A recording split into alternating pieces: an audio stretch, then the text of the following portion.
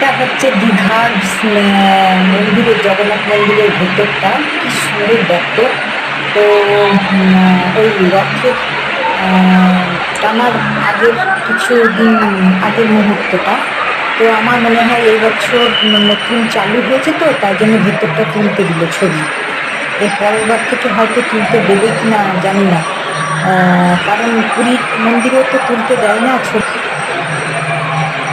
পুরীর যে মন্দিরের ভেতরে আমাদের ছবি তুলতে দেয় কি, আমাদের সমস্ত কিছু ক্যামেরা বলো, মোবাইল বলো, নিয়ে রেখে দেয়। তো উম, এটাও হয়তো সেই রকমই হবে, কারণ যখন প্রচুর ভিড় হতে লাগবে আর প্রচুর লোকে ফটো তুলতে লাগবে, তখন তো আর মনে হয় যে আর ভেতরে ছবি তুলতে দেবে না। তো ভেতরটা এতটাই সুন্দর করেছে, সত্যি আমরা আগে গেছিলাম।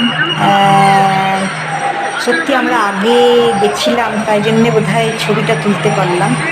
তা নাহলে হয়তো তুলতে পারতাম না কিভাবে ঠেলছে বেশ বাবা। কিছুদিন পরে গেলে।